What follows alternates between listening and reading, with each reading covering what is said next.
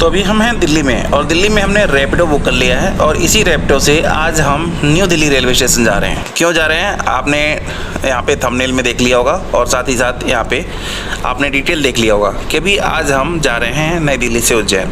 अब नई दिल्ली से उज्जैन जाने के लिए आपको डायरेक्ट अगर कोई ट्रेन नहीं मिल रही या डायरेक्ट आप ट्रेन से नहीं जा पा रहे हैं तो आप इसे शिफ्ट जर्नी में कर सकते हैं या ब्रेक जर्नी में कर सकते हैं। अगर आपके पास बच्चा है तो ब्रेक जर्नी में ज़रूर करें, जिससे बच्चे घबराएंगे नहीं यात्रा में। तो अभी हम नई दिल्ली रेलवे स्टेशन आ गए हैं और 2 शिफ्ट में यानी कि ब्रेक जर्नी में हम आज उज्जैन पहुंचेंगे। तो चलिए आपको पूरा यात्रा वृत्तांत बताते हैं। आ गए हैं हम लोग न्यू दिल्ली रेलवे स्टेशन पे और कैसे कैसे हम लोग आगे पहुंचेंगे, कैसे कैसे जर्नी हमने पूरी की और हमने उज्जैन में कहाँ रुके, कहाँ खाया, क्या देखा, क्या दर्शन किया, किन किन चीज़ों का, सब कुछ आपको विस्तार में आगे से वीडियो में बताते रहेंगे, वीडियो में बताएंगे विस्तार से। तो चलिए आगे देखते हैं। तो प्लेटफॉर्म पे जाने से पहले आपको यहाँ अपने लगेज को स्कैन करा लेना है बाहर से एंट्री करते समय और चलना है सीधे एस्केलेटर से प्लेटफॉर्म नंबर 6 से। आज हम नई दिल्ली से कोटा तक की यात्रा करेंगे।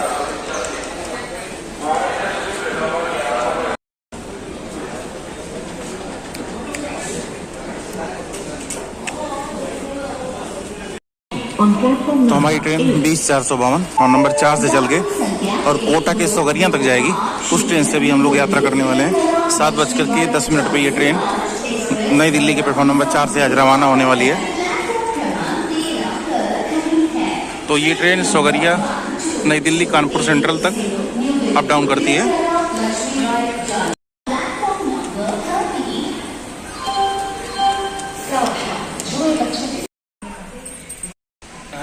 देखो बाबूजी कौन है?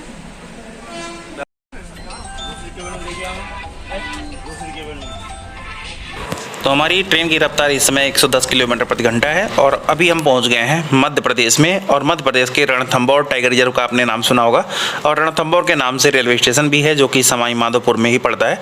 तो सवाई माधोपुर स्टेशन के पहले ही ये रणथंभौर पड़ता है। उस स्टेशन को हम क्रॉस कर रहे हैं और यहीं पास में टाइगर रिजर्व भी है। तो अभी देख सकते हैं खूबसूरत पहाड़ियों के बीच से होते हुए हम पहुँच रहे हैं कोटा। ये है चंबल नदी और अभी हम पहुंच गए सोगरिया जो कि कोटा से 4 किलोमीटर थोड़ा पहले ही पड़ता है जब आप न्यू दिल्ली साइड से आते हैं। तो अभी हम पहुंच गए हैं सोगरिया स्टेशन जो कि कोटा में ही पड़ता है। ये ट्रेन 1:35 पे पहुंचनी चाहिए लेकिन ये आधे घंटे बिफोर ही पहुंच गई 1 बजे। अभी यहाँ से हम कोटा रेलवे स्टेशन जाएंगे और वहाँ से ट्रेन पकड़ेंगे उज्जैन की, जो कि अभी पीछे पीछे ही चल रही है। इसी ट्रेन के पीछे सवाई माधोपुर से आगे जो ट्रेन है अभी, तो कोटा पहुंचते पहुंचते उसको 2 बज जाएगा। ठीक है ओके देखो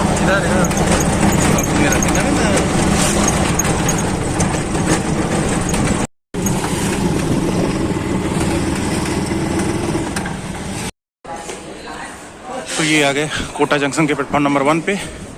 तो वेट करते हैं, अभी ट्रेन का दिखा नहीं रहा है किस प्लेटफॉर्म पे आएगी। तो अभी पहुंच गए यहाँ पे। तो मैं सोगरिया स्टेशन से 20 रुपये सवारी दे करके कोटा जंक्शन जो कि 2 किलोमीटर से 3 किलोमीटर के बीच है आ गया। अब यहाँ से 12-466 से जो रणथंभौर एक्सप्रेस है यहाँ से 2:10 पे आती है और 2:30 पे निकलती है और शाम के 6:50 के आसपास पहुँच जाती है उज्जैन। उससे आज यात्रा करने वाले हैं प्लेटफॉर्म नंबर 1 पे। वो ट्रेन हमारी आने वाली है कुछ ही पलों में। चलते बाहर थोड़ा चाय वाय पी लेते हैं, थोड़ा टाइम है, आधे घंटे की ब्रेक जर्नी है। तो अभी हम कोटा जंक्शन रेलवे स्टेशन के बाहर है। अभी निकले थोड़ा चाय वाय पीने, चाय पीते हैं। फिर ट्रेन अभी 15-20 मिनट बाद आएगी प्लेटफॉर्म नंबर 1 पे। प्लेटफॉर्म नंबर 1 और 1A दोनों एक ही पे है। तो ये आप देख पा रहे हैं, ये है कोटा जंक्शन और इसी कोटा शहर में लाखों अभ्यर्थी हर साल अपनी किस्मत बनाने आते हैं। नीट वाले, IIT वाले तमाम अभ्यर्थी इसी कोटा में आते हैं। तो 12-466 रणथंभौर एक्सप्रेस का यहाँ पे कोच इंडिकेटर लग गया है। S2 में चलते हैं।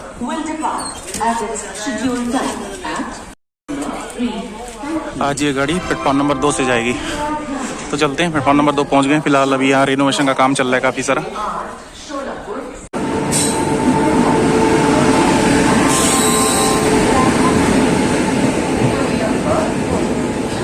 तो अभी आ गए अपनी सीट पे और यात्रा का आनंद लेते हैं और आपको भी यात्रा का आनंद कराते हैं।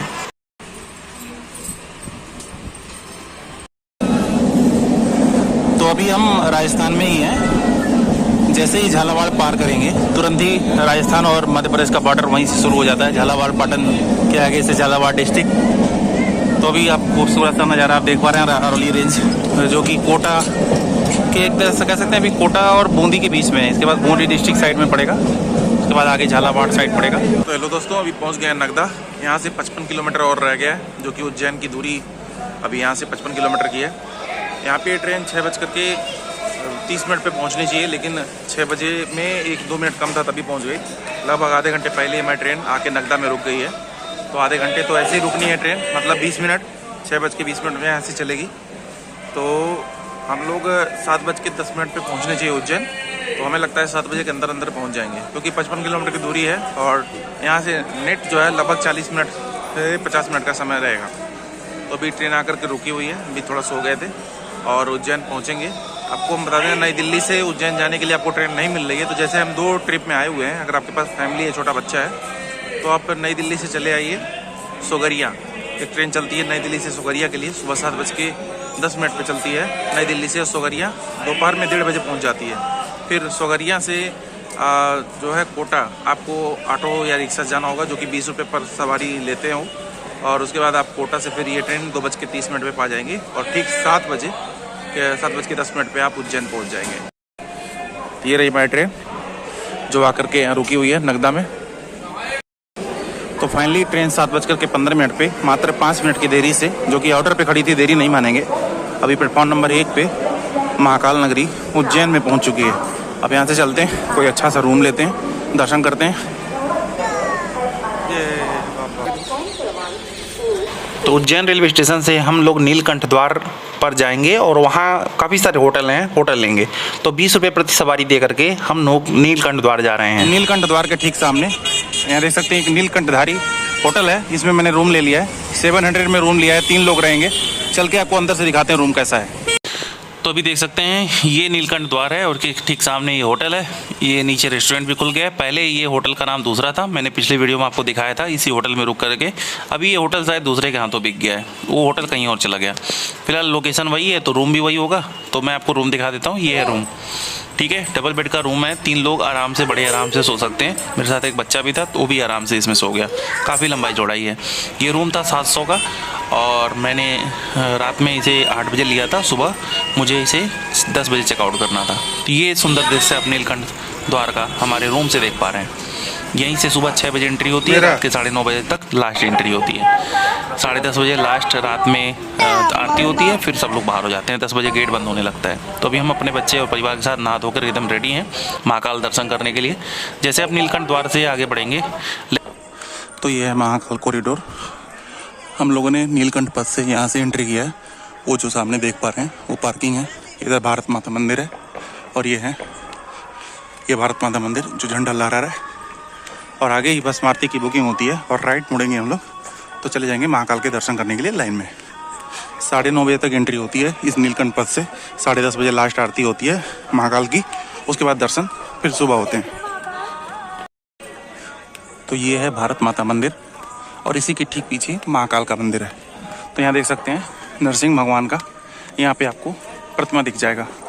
ये पूरा लेफ्ट साइड में सारा कॉरिडोर है और राइट साइड में महाकाल के मंदिर के दर्शन के लिए जाते हैं। तो अभी चलेंगे राइट साइड में। तो यहाँ पे देख सकते हैं जैसे आप नीलकंठ पथ द्वार से आएंगे, यहाँ त्रिनेत्र का यहाँ पे है कंट्रोल सेंटर। यहाँ से आपको राइट मुड़ना है और यहाँ पे आपको तमाम प्रतिमाएं देखने को मिल जाएंगी। तो ये है महाकाल कॉरिडोर। तो यहाँ पे महाकाल मंदिर में आपको भोलेनाथ की तमाम तरह की प्रतिमाएं देखने को मिलेंगी। और यहाँ से आप देख पा रहे हैं ये अंतिम छोर है जहाँ से आपको एंट्री करनी है। अब तो यहाँ से एंट्री है फाइनली दर्शन के लिए। तो चलिए दर्शन के लिए फाइनली एंट्री करते हैं। यहाँ से हम लोग एग्जिट होंगे, इधर से एग्जिट होंगे। तो आप दर्शन करके इस गेट से एग्जिट जैसे होंगे, सामने ओमकारेश्वर मंदिर। जो ओमकारेश्वर मंदिर यहाँ से काफ़ी दूर है, वो ये वाला नहीं है, लेकिन उसी का प्रतिरूप यहाँ बनाया गया है। और भी कैंपस में अन्य मंदिर हैं।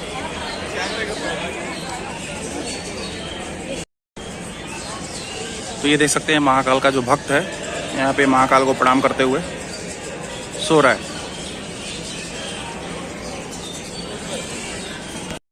तो मुश्किल से 15 मिनट के अंदर ही हम लोगों ने महाकाल का दर्शन कर लिए। अंदर फोटो वीडियो कैमरा अलाउ नहीं है। दर्शन करने के बाद आप इसी कैंपस में पहुंच जाते हैं। तो ये है श्री साक्षी गोपाल मंदिर। महाकाल में दर्शन करने के बाद इनका दर्शन जरूर करें। और साथ ही साथ यहाँ पे रिद्धि सिद्धि गणेश मंदिर, लक्ष्मी नरसिंह मंदिर और साथ ही यहाँ पे श्री गणेश जी का मंदिर भी आपको यहाँ पे है। यहाँ से आप दर्शन कर सकते हैं और इधर से हम लोग एग्जिट होंगे। फिर पास में ही श्री स्वप्नेश्वर महादेव का भी मंदिर आपको इसी कैंपस में मिल जाएगा, जहाँ पे आकर के आप दर्शन कर सकते हैं।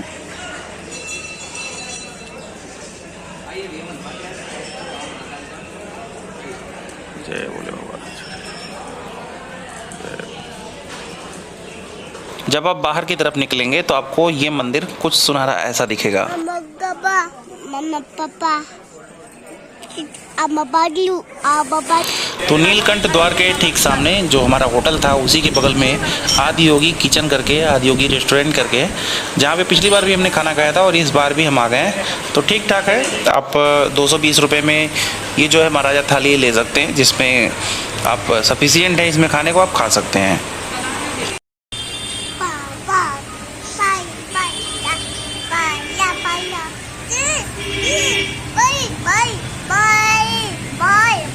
तो ये है रेस्टोरेंट के आप अंदर का व्यू देख सकते हैं। इस तरह का कुछ है, जहाँ पे आदि योगी का फोटो लगा हुआ है। यहाँ से लेकर के यहाँ तक का ही कैंपस है इसका।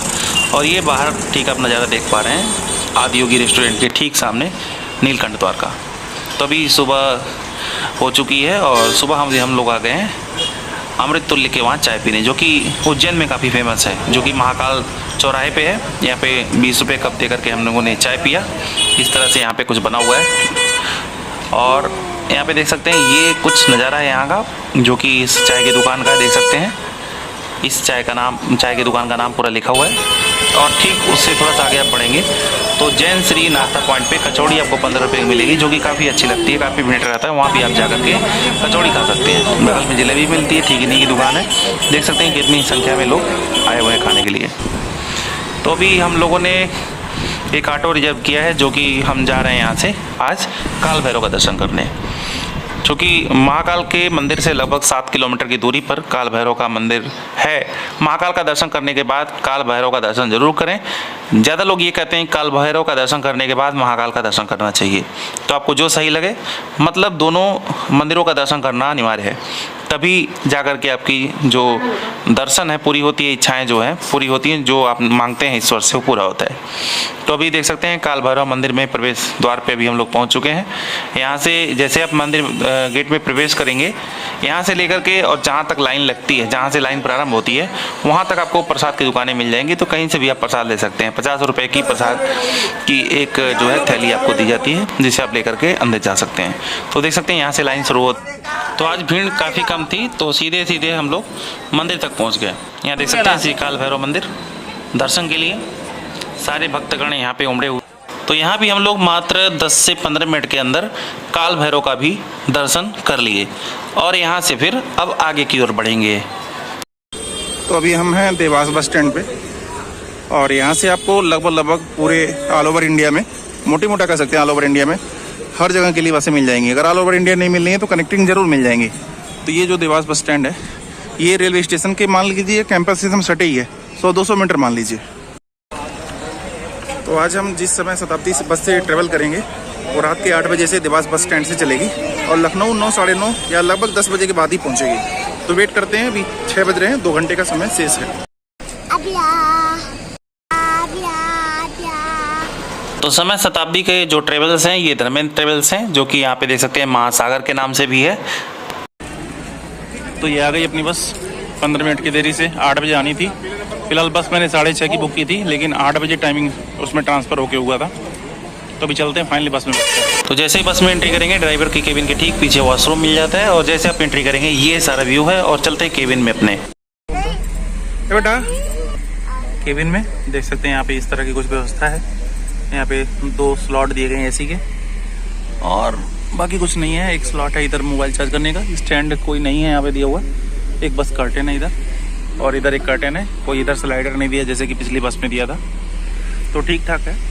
बाकी इसमें थोड़ा स्पेसियस है। इसकी लेंथ इस केबिन की जो लेंथ है और थोड़ी ब्रॉडनेस है वो थोड़ी स्पेसियस है, तो ये काफ़ी इसमें ठीक ठाक है। समय शताब्दी वाली ये बस है। ये हमारी बस निकल रही है उज्जैन से। रात के 8:20 हो रहे हैं। अब देखना है कि लखनऊ कब तक पहुंचती है। थोड़ी लेट है लेकिन टाइमली 10 बजे के आसपास लखनऊ पहुंचने की इसकी टाइमिंग इसमें दी गई है। तो ठीक 4 घंटे बाद हमारी बस रुकी है 12 बजे के आसपास। इस लोकेशन पे एक ढाबा है, वॉशरूम जाने के लिए या कुछ खाना पीना है किसी को तो खा पी सकते हैं। तो फिलहाल रात के बज रहे हैं 12 और मुझे अब चाय के अलावा यहाँ कुछ खाना पीना है नहीं। तो देख सकते हैं ये वो ढाबा है जहाँ पे ये बस हमारी आकर के रुकी हुई है। ठीक 4 घंटे बाद ये बस आकर के हमारी रुकी हुई है। एकदम हाईवे के किनारे ही है। तो बस ये 8 बजे चली थी, 8 सवा 8 बजे, और अब जाकर के 12 बजे, यानी कि 4 घंटे बाद बस रुकी है। फिलहाल वॉशरूम इसमें है लेकिन फिर भी वॉशरूम जाने के लिए या कुछ खाने पीने के लिए हमारी बस रुकी हुई है। चलिए चलते हैं, चाय पीते हैं। यहाँ मिल रहा है चाय, पहले पेमेंट देना है फिर यहाँ पे चाय पीना है।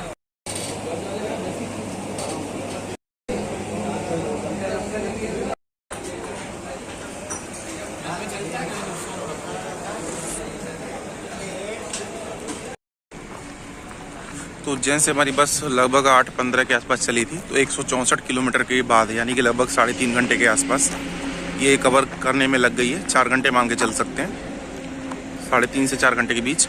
और 164 किलोमीटर आने में इसे इतने टाइम लग गए। और ये जगह है खानपुरा, जो कि मध्य प्रदेश में ही पड़ता है। अभी हम एमपी में ही हैं। तो अभी ये बस आकर के रुकी हुई है। बस चाय पियेंगे। 20 रुपये कप चाय है। पहले चाय का एक टोकन उन्होंने पर्ची दिया, फिर उसके बाद चाय काउंटर से लेना है खुद ही। तो अभी चाय ठीक ठाक है। और इस होटल या रेस्टोरेंट का जो नाम है वह है होटल शिवानी रेस्टोरेंट। ढाबा कह सकते हैं या रेस्टोरेंट कह सकते हैं। तो बस हमारी उज्जैन से गुना, उसके बाद ग्वालियर, फिर झांसी होते हुए कानपुर पहुंच गई। सुबह 8:00 पे बस हमारी कानपुर के समय शताब्दी के फजलगंज नामक स्थान पे उनका एक बढ़िया सा इसमें कह सकते हैं वेयर हाउस है या बस इसका कह सकते हैं डिपोट उन्होंने बना रखा है। यहाँ पे आकर रुकी है तो हमने भी वॉशरूम यूज़ किया। फिर बाहर उसमें बना हुआ है कैंपस में, इसी बस वाली कैंपस में बना हुआ है। और फिर वहाँ पे काफ़ी टाइम बीता और फिर यहाँ से हम लोग ने इसके बाद शताब्दी की जो यहाँ पे रेस्ट था शताब्दी की पूरी हुई और यहाँ से कानपुर से फिर निकल रही है। ये फजलगंज चौराहा है जिसके पास समय शताब्दी का अपना खुद का इनका कह सकते हैं वेयर हाउस भी है। बहुत सारे सामान यहाँ लोड होते हैं, इसीलिए सारा टाइम ये यहीं कानपुर में काट देते हैं, जबकि ये 9:30 बजे इस समय लखनऊ में रहते हैं। तो अभी मैं आपको दिखाता हूँ जो सिंगल वाला एक केबिन होता है जिसमें आप सिंगल अगर व्यक्ति हैं तो किस तरह से यात्रा करते हो। तो सिंगल आपको एक इस तरफ मिल जाता है एसी का पॉइंट, और इस तरह से गैलरी के दोनों साइड आपको लेफ्ट राइट करके सिंगल और डबल करके आपको बेडेड वाला केबिन जिसमें आप यात्रा कर पाएंगे। तो अभी हम कानपुर से लखनऊ की ओर यात्रा कर रहे हैं। जय बाबा, गुड मॉर्निंग, जय श्री राम। मेरा बाबू उठ गया ना? कब उठे हो बाबू? कब उठा है? कब सोए थे रात में? 12 घंटा उठा है ना नल्ला मेरा। जल बाबू धूप बेटा पैसे खिलाओ।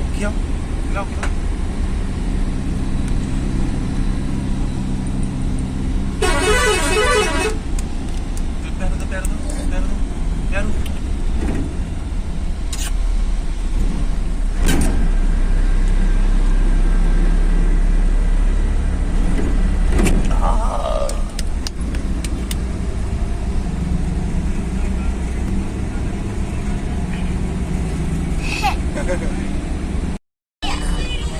ये है कानपुर का जाजमऊ। यहाँ काफ़ी सुंदरीकरण चल रहा है और ठीक इसी जाजमऊ के बाद गंगा जी प्रारंभ हो जाती हैं। और यहीं पे प्रसिद्ध सिद्धनाथ मंदिर भी है जो कि भोलेनाथ का मंदिर है, आपको पता ही होगा, गंगा घाट के किनारे। कानपुर के जाजमऊ के बाद गंगा जी को पार कर रहे हैं। ये गंगा जी को आप देख पा रहे हैं, देख सकते कितना विशाल क्षेत्र है कानपुर में, और इसमें पानी भी काफ़ी बढ़ गया है। तो गंगा जी का विशालता आपको पता ही है 2525 किलोमीटर की, जो कि उत्तर प्रदेश के बिजनौर में प्रवेश करते हुए और वेस्ट बंगाल के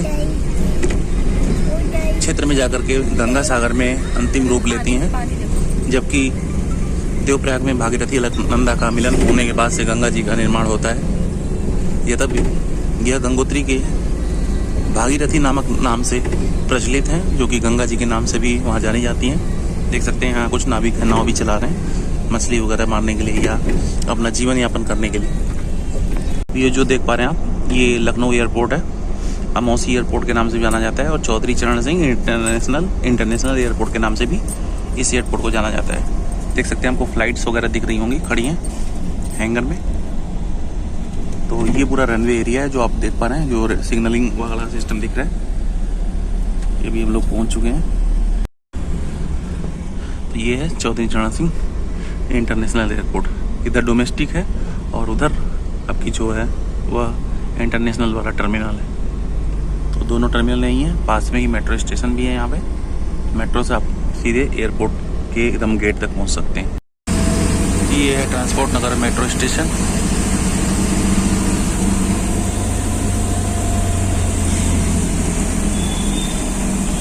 ट्रांसपोर्ट नगर से चारबाग जाएंगे तो 30 या 40 रुपये प्रति सवारी लेकर के आपको लोग जाते हैं। तो हम ट्रांसपोर्ट नगर मेट्रो स्टेशन के पास उतरे थे, उसी पार्किंग में बस रुकी थी और वहाँ से हमने एक कैब बुक कर लिया ऑटो 100 रुपये में, जो कि यहाँ से चारबाग पहुँच जाएगी। क्योंकि चारबाग जाते तब भी 30 रुपये लग जाते हैं, 60 रुपये, और इतना सारा सामान और बच्चा लेकर। तो सोचा पैदल ही ऑटो से ही चले जाऊँ। फाइनली दोस्तों पहुँच गए हैं लखनऊ रेलवे स्टेशन। ये नार वाला बड़ा वाला, यहाँ से हमारी ट्रेन है 1:40 की, जो कि पुणे गोरखपुर एक्सप्रेस है। यहाँ 1:30 पे आएगी, 1:40 पे निकल जाएगी यहाँ से। तो चलते हैं, ट्रेन के आने का टाइम हो गया। प्लेटफॉर्म नंबर 3 पे हमारी ट्रेन आ रही है।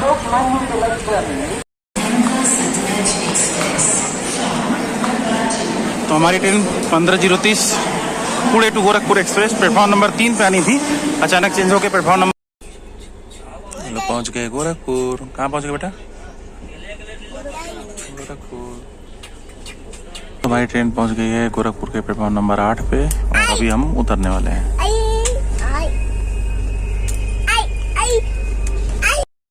तो हमारी ये ट्रेन पुणे गोरखपुर एक्सप्रेस जो 7 बजे आने वाली थी गोरखपुर, वह 2 घंटे देरी हो गई थी, लेकिन फिर भी ये 1 घंटे की देरी से 8 बजे गोरखपुर जंक्शन के प्लेटफॉर्म नंबर 8 पे पहुंच चुकी है। फिलहाल यहाँ पे फुट ओवर ब्रिज का भी काम चल रहा है, तो काफ़ी आगे जाना पड़ेगा और वहाँ से हम लोग फिर निकलेंगे बाहर। तो अभी गोरखपुर पहुंच चुके हैं, अपनी जर्नी को ही एंड करते हैं, फिर मिलते हैं किसी अन्य वीडियो में। Thank you.